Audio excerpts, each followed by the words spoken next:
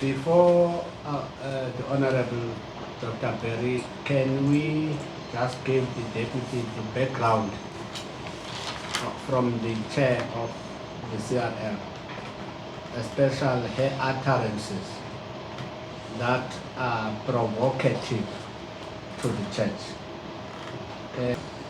We are saying there should be a peer review, like we have a peer review for lawyers, for doctors, for social workers, for teachers, for everyone. You need a system that says we want to open up a church, you want to be a religious leader, you apply first. We test if you don't have an unusual history.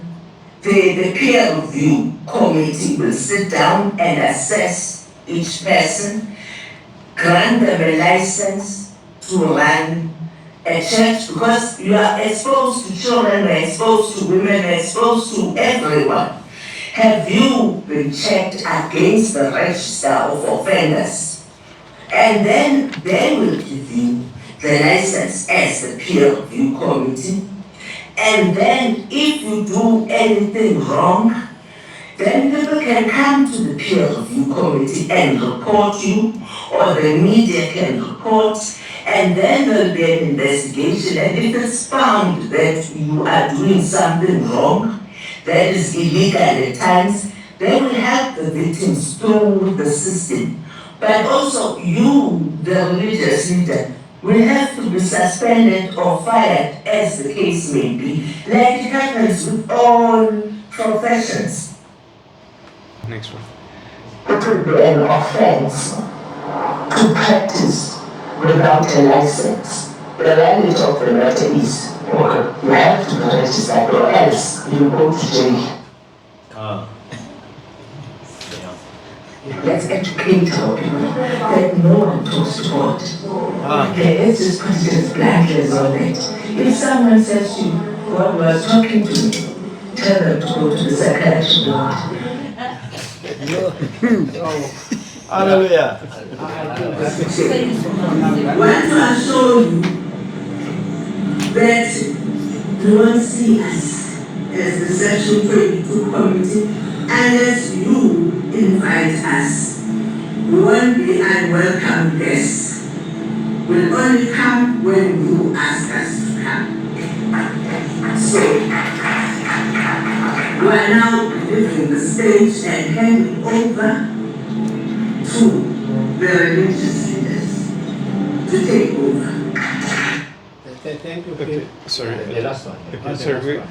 If I make a comment in between, there's something quite different from what she says there to what she says. Sorry, there's something quite different from what she says in that clip that we've just heard from what she says in the next clip 2 months later. So we hear the next clip now. 2 months later. How do we expect us to actually curb the issue of churches springing up anywhere and everywhere and taking advantage of the desperate people that may be attending these churches and effectively perpetuating the same level of abuse because they choose to not be part of this central beautiful system?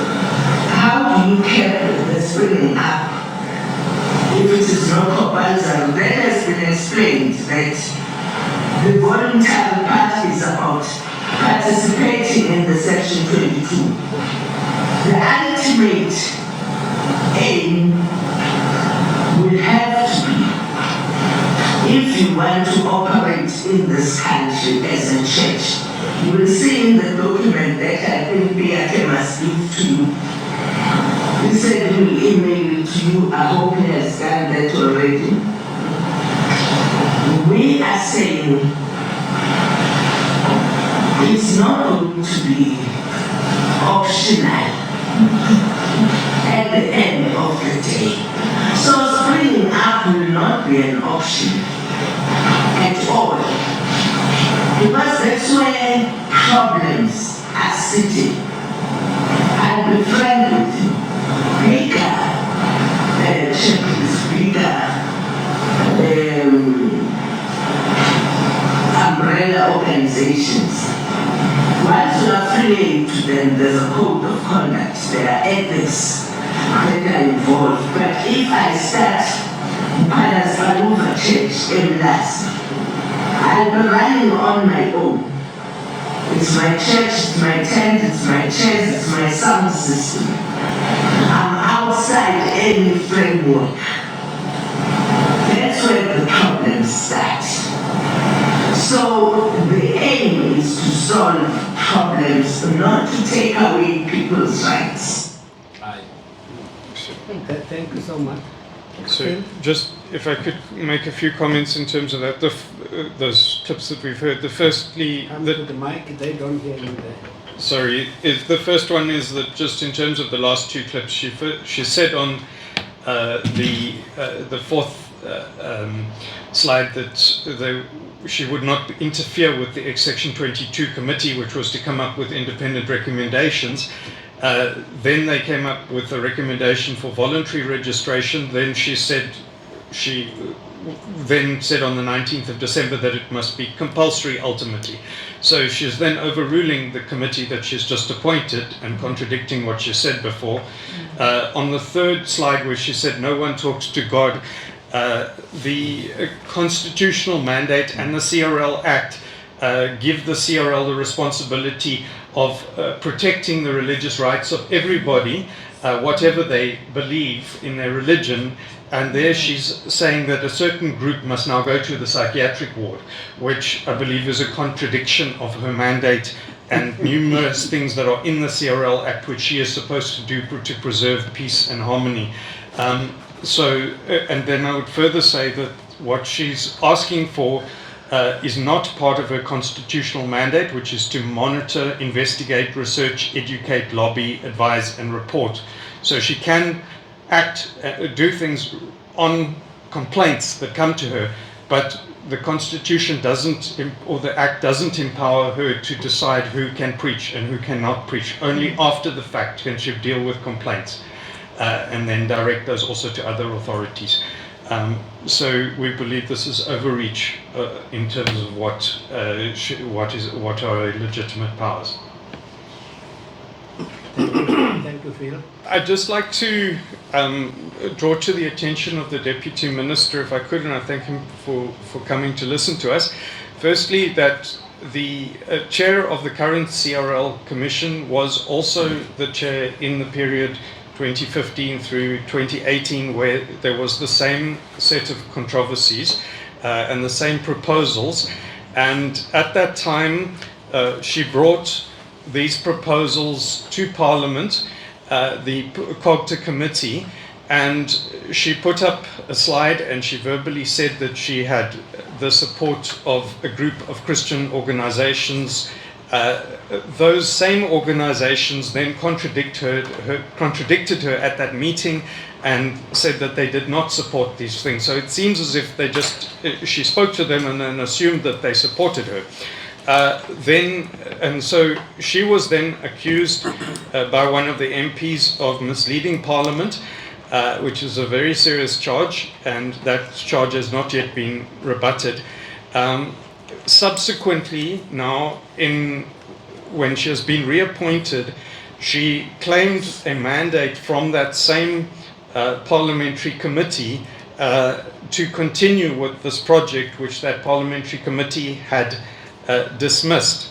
And I then checked with one of the parliamentarians present, and we also checked with the documents and the record of the discussions at the Parliament, and I think all three of those show that parliamentary COGTA committee in 2018 rejected those proposals, which are the same as what we have before us today.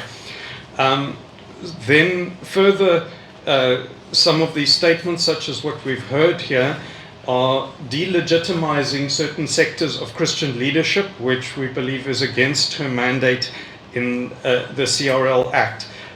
And I believe that could be grounds for an investigation of the misconduct by the parliamentary committee. Then we have had her appoint what she calls a Section 22 committee, Section 22 in the CRL Act, and that committee made a report which said that they should, or suggested the possibility of voluntary registration with the state.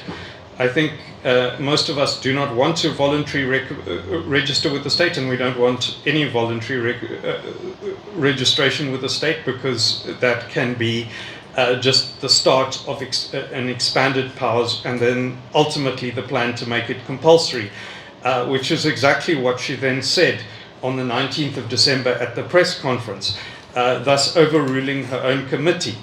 And we understand many of the people who are on that committee are still debating the merits of being there, but they believe that possibly by being there they have the chance to have a say, and they're also getting pushback from their own constituencies that want them to withdraw. So we are not happy with what is being proposed there. We also have a number of two leaked documents draft documents from the CRL Commission that show very far-reaching proposals to regulate the church, including regulation of doctrine, on calling and investigating pastors, and having disciplinary action against this. All of this is completely contrary to the instructions that the Bible gives to the government of the church. We have three main scriptures that speak on the governance of the church.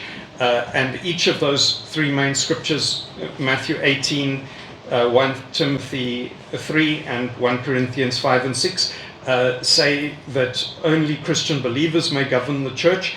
The state is open to people who are not Christian believers, which includes atheists and Muslims and anybody. And because of this, the state cannot govern the church or be involved in the government of the church, because it is open to people who are not Christian believers.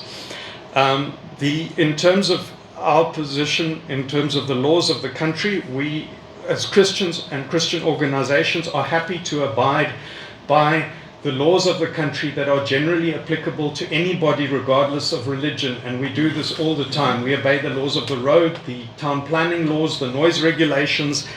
So we're not saying we don't want any state regulation. We're saying we don't want any special regulation just for Christians, or structures to just regulate Christians. That's not unreasonable, and in fact that is in accordance with the Constitution. We've had a threat from the chair of the CRL Rights Commission that pastors who do not comply will go to jail. I think we have a guarantee from many of the people here, if not all of them, that they are not going to comply with a demand to register, and I think we can have therefore a guaranteed conclusion that if they carry on with this, pastors will go to jail. We want to stop that from happening. That is what happened in Europe before freedom of religion was established, and so we completely oppose this proposal. Thank you, Phil.